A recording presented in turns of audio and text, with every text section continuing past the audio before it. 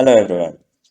So welcome to this special video that I am doing, especially targeting the latest version of the UiPath Orchestrator that was released a couple of days back. So based on the community feedback, I realized that a lot of people are struggling or have concerns in connecting the orchestrator with the UiPath Assistant because of few changes that took place in the orchestrator. So this video is actually focused on that specific area where we will be going through these changes and see how we can connect the assistant with the orchestrator for attended, unattended, and also for development purposes. So once you log into the cloud platform, this is the initial screen that you get. So what I have here is the trial version, which I just created. So let me take you through the changes that took place. So if you go to admin page, here you can find our tenant, the orchestrator, and in users, we'll find our users. So before getting into users, let's have a look at the license allocation for this particular tenant. So that we can see through view license allocation through this, as well as if you want to edit it, you can click on edit license allocation, and through here you can assign how many robots you want for each unattended, non-production, and so on for this particular tenant. So at least you need to have one unattended or one development depending on your requirement. So you can configure that as well. The next thing is, once you have provided the license for the tenant,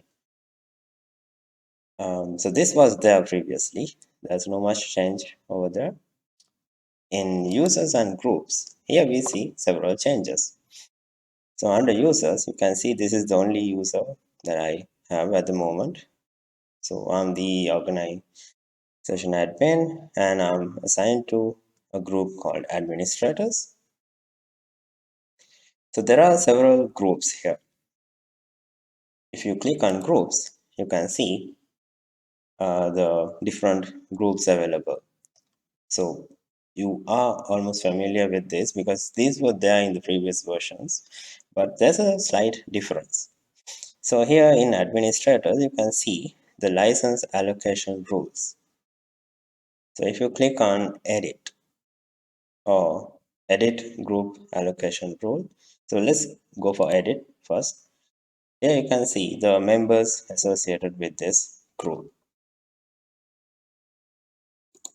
And if I click on edit group allocation, here you can see the license allocation for administrators. So you saw earlier that we had 5 attended, 5 developer license, and so on because I'm using the trial. But from here, for the administrator group, there are no license allocated. So if you want to allocate attended license for administrators, all you need to do is just click on this checkbox and click on save. So for now, I will not do that. And if you go to automation users, if you go to edit, you can see there are no users assigned to automation developers. But here in the group allocation, for developers, we have UiPath have provided RPA developer professional license for named user, basically all 5. So likewise, you can check for others as well. For automation users, this is attended license. So if anyone wants to have only attended license where they will be using assistant to trigger processes and they are not developing any workflows, those users can be assigned to automation users. because they will have only attended named user license. And for the everyone group, no allocations, just like for administrators. So if you want to edit, you can simply edit it over here.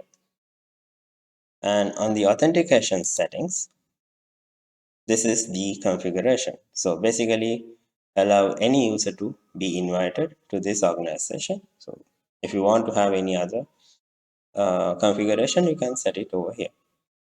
But in terms of the robot connection through orchestrator to assistant, these are the things that are coming in handy. So you might wonder why we are talking about these license allocations over here. It is because if you go to organization settings, down here you can see something new, user license management. So this is by default enabled. So when this is enabled, the license allocation for users are configured based on the group license allocation that we do over here. So for example, if a particular user is assigned to automation users in this cloud platform, they will have the attended named user license once you configure the UiPath Orchestrator for that user. And if you assign a user to automation developers, they will have the developer pro license. So let's see how these things work. Okay, so since that is explained, if I go to users, you can see right now my account is assigned to administrator group, and where I don't have any licenses because administrator group does not have any licenses assigned to it. If you want to change the license allocation, you can do it here. So you can do it in several ways. You can either use the group license allocation, or you can allocate the license for a user itself by clicking on this and selecting which license you need to allocate for this user. So for now, let's use the group allocation. Okay, so once this is done, I'm going back to home and taking you through the UiPath Orchestrator.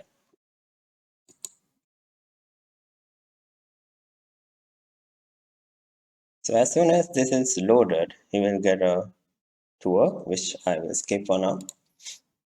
The first thing that you notice is you don't see the classic folders over here. It is because in the latest version, they're not using classic folders.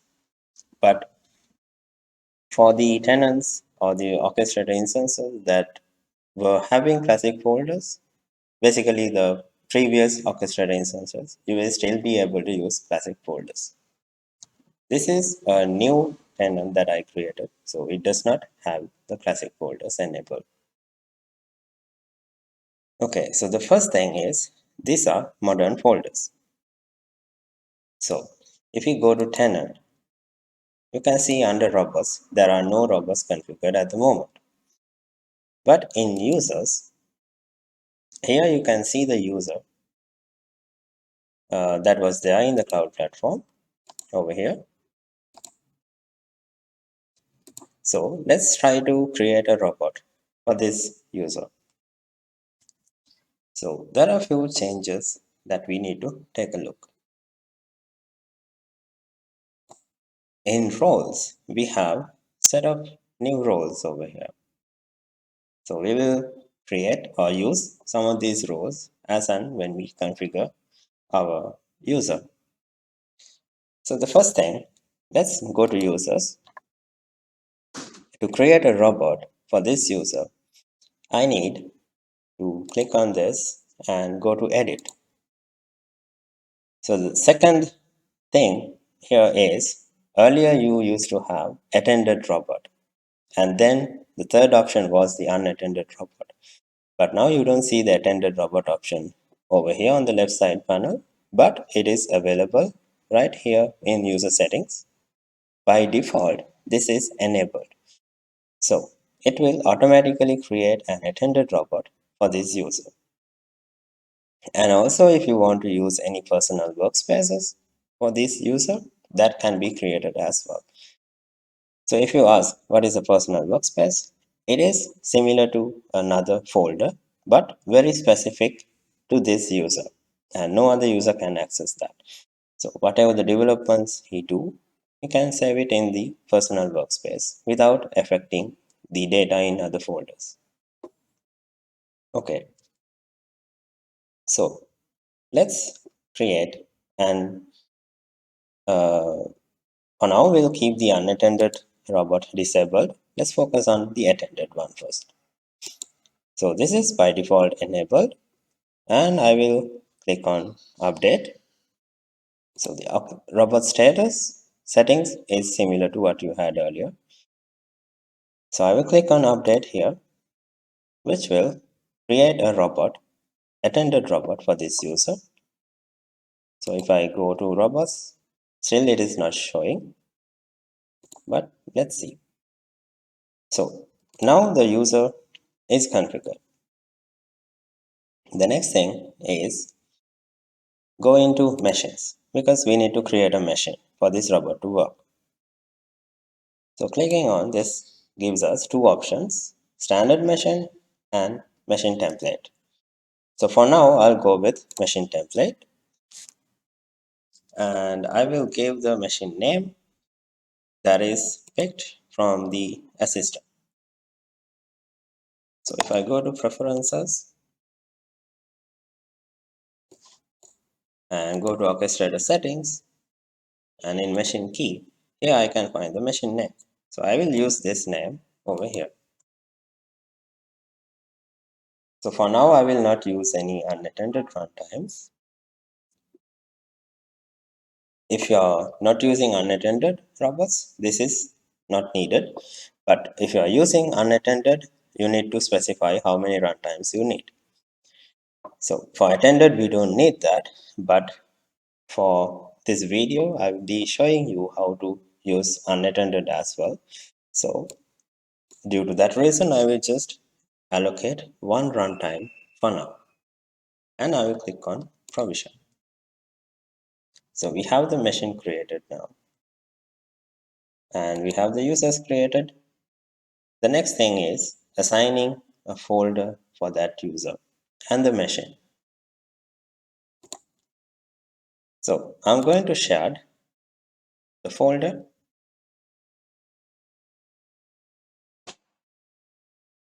and I'll be clicking on settings of the folder. In here, you can assign permissions for this particular folder. So the first thing is assigning the user. So I will search for my user over here, and you can assign different user roles based on the roles available in the orchestrator. So for now, I will use automation user and assign. So you can see it is set as attended user. The next thing is go to machines and assign the machine we created for this particular folder. Okay, so right now we have done the configuration. So if we go to tenants and robots, still we will not see anything. But now is the time to configure the assistant. So coming back here, for us to connect the assistant as attended or developer, we cannot use the machine key. We will need to use the service URL option in the orchestrator settings. So it is not that different compared to machine key. Only thing is here we'll be specifying a specific machine key where the robot will be working. But in service URL, you are not specifying a machine key. Based on user configurations, it will automatically pick which machine to use. All we need to do is we just need to provide the service URL, which is your orchestrator URL, which you can get from the browser. So over here, I can pick the URL from the browser and paste it over here. Next thing is clicking on sign in. So clicking on sign in will open a browser window, and we just need to provide the username and password. So if you don't see the username, click on sign in option and provide the username and password.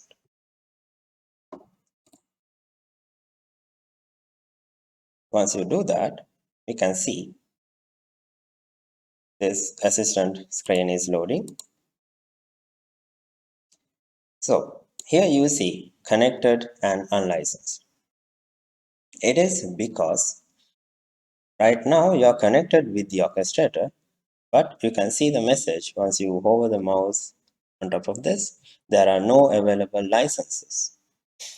So it is because I did not provide any license for administrator. Why? My user is in the administrator group, which do not have any licenses assigned, as you see over here. So for if I am to use the attended, let's say I'm a user where all I need to do is to run the processes. I'm not interested in developing. So in that case, I need to assign this user to automation users. So how to do that is over here, go to edit license allocation. So you have to do is click on this edit and assign to automation users the group membership and save it. So once you do that, and now you can see this has changed connected and licensed. So if we go back to Orchestrator and do a refresh, here we see our new attended user robot, which is working with my account. So now if I open Studio, what will happen?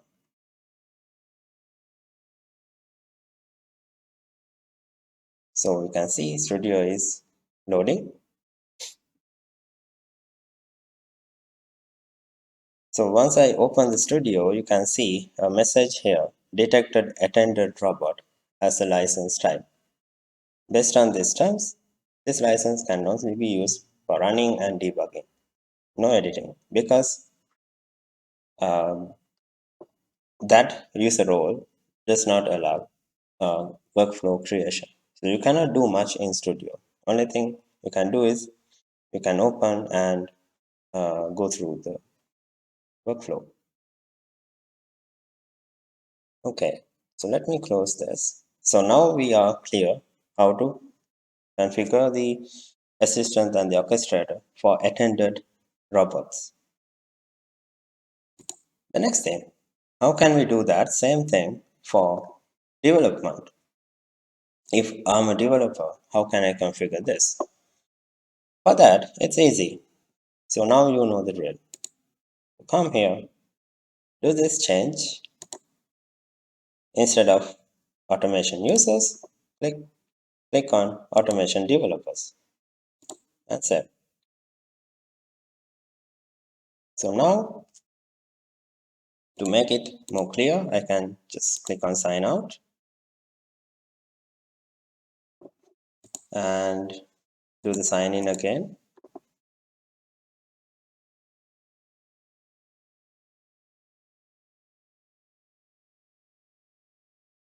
So it's again going from service URL.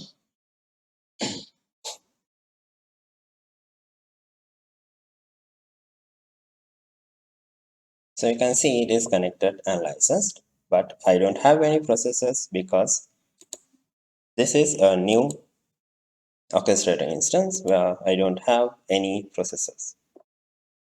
So to test it, let's open UiPath Studio.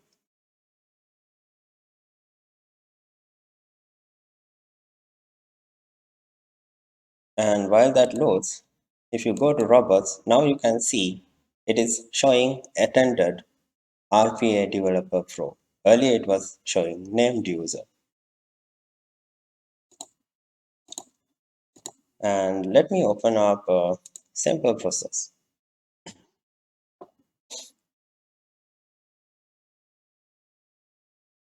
So now I have the capability to edit any processes because now we are working as a developer. So I just have a very simple workflow where I just have a simple message box saying test. I just change this as connection and I will publish it to our orchestrator. So you can see this is already connected with my orchestrator down here.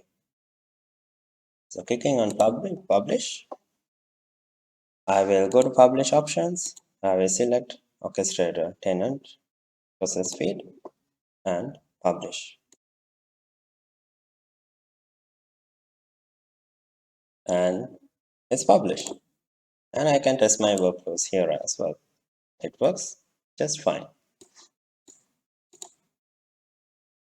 So going back to orchestrator, go into shared folder, and over here I'll create my new process based on the package I just published. So this is the package name which I select, and in additional settings there are a few things that you would like to configure if needed. And in process configuration you can also select the version. In case you have multiple versions, that downgrade and upgrade can be done here itself. Okay, so let's click continue. Great. And I have my process created now. And if I go to assistant, you can see the new process. Since I'm in the developer mode, I can simply run it from here. And here is the message box. So now we have seen how we can configure the assistant, studio, and the orchestrator for development purpose.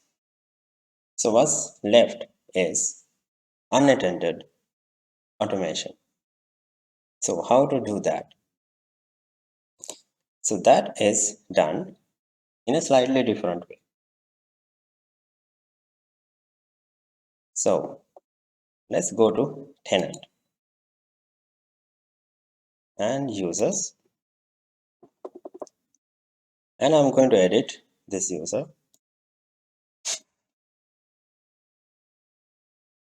To enable unattended automation, I need to go to unattended robot and enable, and here I need to provide the domain username.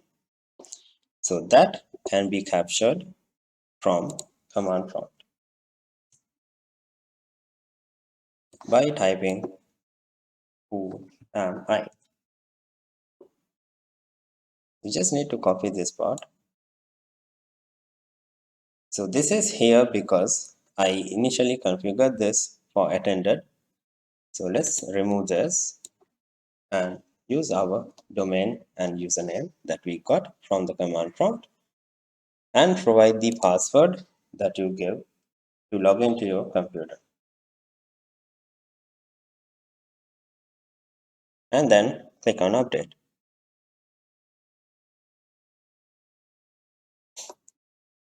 Okay, so now if you go to robot, you can see the attended version and also the unattended robot. The next thing is for this unattended robot to work, you need to provide few additional permission for the folders. So you can go to Folder, Settings. For this user, here you can see the user role is still Automation User. You can edit the roles and include the new role called Robot. This will say that this robot, this user is actually an unattended robot. And click on Assign. So in case if you're not sure, you can remove the automation user as well. So try out the different configurations to see how it works.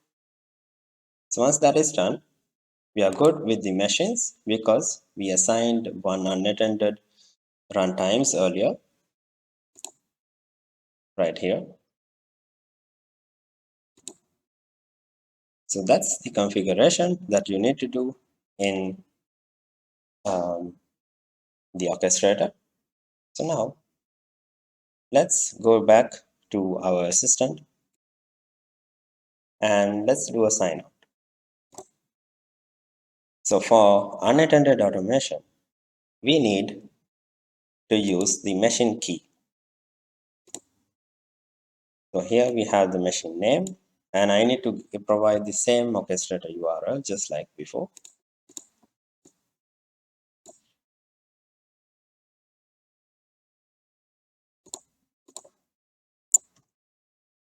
And then copy the machine key from here.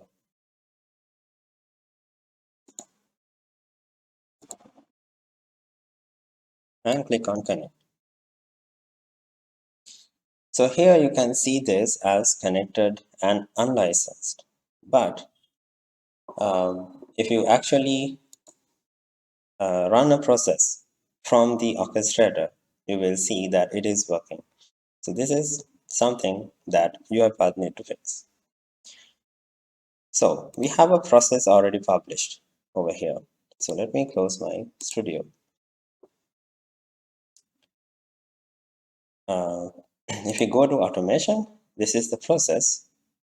So in the assistant, because this is showing as unlicensed, you won't see any process over here. So right now the robot is actually in a monitoring state. So you cannot, as of now, you cannot run any processes through the assistant if you are using unattended. But let's see if we run this process through the orchestrator, whether it will execute in assistant. So I'll go to jobs and click on start, find the process that I need to run, type as unattended, and here you can see one runtime available and one connected. So I'm not going to specify any user or any connected machine. If needed, we can do that. But let's see whether it will find my computer. And I'm going to click on start. So it's ending, and on my other screen, I just got the message box saying test connection, which is the message I had, and it was successful.